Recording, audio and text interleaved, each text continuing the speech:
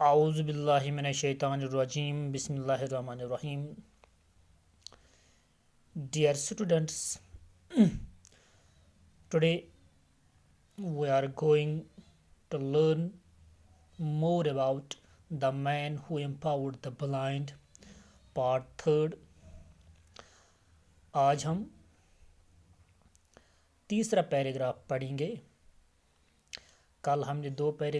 कल तक हमने दो पैराग्राफ पढ़े। उन दो पैराग्राफों में हमने सीखा और पढ़ा और जाना। जो लुइस था, लुइस ब्रेल इसका पूरा नाम था।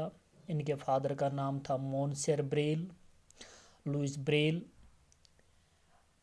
फ्रांस में पैदा हुए, एक गांव का नाम है कॉपरे। 1809 ईस्वी में पैदा हुए। और कल तक हमने ये भी पढ़ा, जो लुइस ब्रेल है, लुइस ब्रेल को अपने गांव वाले, अपने विलेजर्स हेल्प करते थे चलने में, पौंड तक जाने में, हिल्स तक जाने में, किसी ट्री तक जाने में वो इनको मदद करते थे। आज हम तीसरा पैराग्राफ पढ़ेंगे। तीसरा पैराग्राफ में लिखा है, at home he grew older, Louis tried to help his father in the harness shop, handling the tools and bits of leather. यानी एट होम मीन्स घर में लुइस ब्रेल जो है, लुइस ब्रेल युस ओस at home he grew older. सो गो गर बोड़, गर रूद सह तो गर गो बोड़। Louis try to help his father, युत सह बोड़ लोग गसने तो लुइस ये लोग पन्निस फादरस यस नाव ओस मोंसेर ब्रेल, अमिस हेल्प करने अत हार्नेस शॉप्स मज, युस एक किस्मुक खार दुकान वोन रात। Handling the tools and bits of leather, तो ये अम टूल्स यम अमिस अत जरूरत लगान अत खार दुकानस मज, तो बेस लेदर अत आसान यमन कैसे पे तम कमचो वगैरह बनावान तमन सत जेर करान, तो तथ मज पन्निस फादरस हेल्प करान। Louis fingers grew nimble and strong, दपान युस लुइस यम उंगजि यम आस, they grew nimble and strong, अह गई तम मजबूत बे बना तम फुर्तीला। यम लुइस उंगजि जम आस, अह बना निम्बल बे बना स्ट्रांग। निम्बल गो फुर्तीला, स्ट्रांग गई मजबूत। यम अम सज उंगजि आस, अह गई स्ट्रांग बे गई फुर्तीला बना तम। Louis' fingers grew nimble and strong. His hearing became very keen. Yus Amish बोजनुक ताकत ओस, अत मज आई गहरापन, यह हुरियाव, चूंकि लुइस ओस ऑलरेडी उन वुचित ओस न हेकान यह टोटल कहीं, तो वो ये करान ओस तो ओस हेकान ये हेकित तो ओस हेकान करित, तो ओस करान सिर्फ बोजनिक ताकत सत। यानी use Amish sense of hearing ये फास्ट, ये कीन बना Amish. At the village school, his teacher was amazed at how well Louis learned by ear and memory.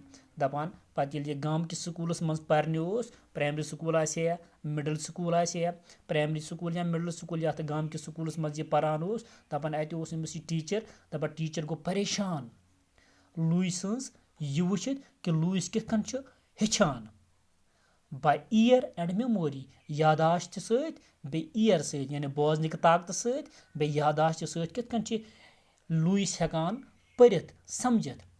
चूंकि समझन खतर परन खतर लाजमन अचन हुंद कंटैक्ट, यानी विजन गस जरूरी आसन, अद हेको कह चीज परित। मगर लुइस अगर अल्लाह ताला एक साइड गाश न्यूनस, बेक साइड अल्लाह ताला अमिस सह सलाहियत पैदा कर्मज कि अमिस बोजनुक ताकत ज्यादा कर्मज अता, बेस अमिस मेमोरी यादाश्त गमज ज्यादा कर्मज अल्लाह ताला अता।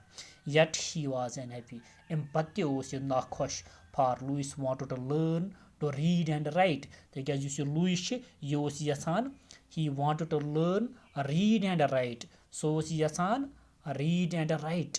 रीड गो पारुन, राइट गो लेखुन, यानी सो यसान परन ते लेखन ते समझान ओस सोरी बोजन ताकत ओस जबरदस्त अल्लाह ताला कुन अता मगर अम पत ओस यछान सह परन ते लेखन ते रीड गो परन राइट गो लेखन यानी परन खतर तो लेखन खतर अछन हुंद गाश लाजमन इस न लुइसिस निश ओस कि तवे ओस जबरदस्त नाखुश सो ओस यछान न बत गसाव बकन शुरन हिंद पट लिखित ते हेकुन परित ते हेकुन like other children and he knew he could not मगर सो जानान कि बह परित तो नहक बह लिखित तिकाज परन खतर तो लेखन खतर अचन हुंद गाश वारिया जरूरी यानी परन तो लेखन यह हेकन अचन हिंद गाश वरगई परित करित कि then it so happened that the schoolmaster heard of a school in Paris called the Royal Institute for the Young Blind दपन अम पत हसा गो काम इस स्कूल हेड मास्टर ओस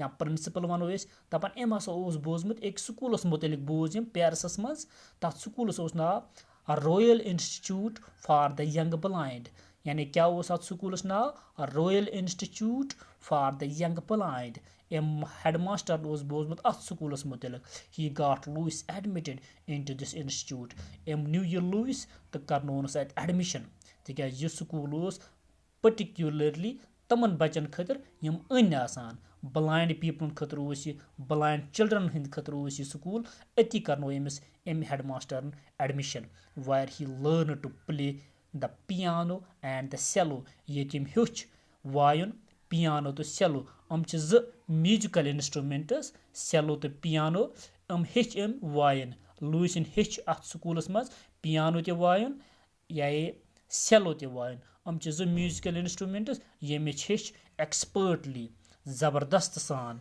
यानी महारत सान हेचम ज इंस्ट्रूमेंट वायन Louis graduated from the institute after 8 years दपन अत स्कूलस मज हसा कोर पत लुइसन 8 वहर ग्रेजुएशन अम स्कूल मज कर यानी यह अख इंस्टीट्यूट बोर्ड इंस्टीट्यूट ये ग्रेजुएशन गसान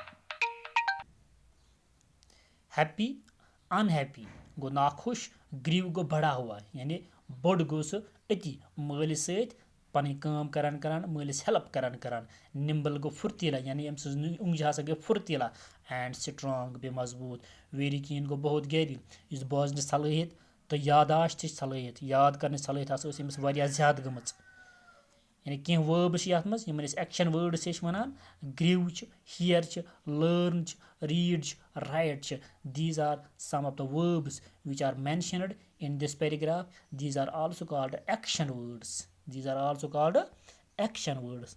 Hope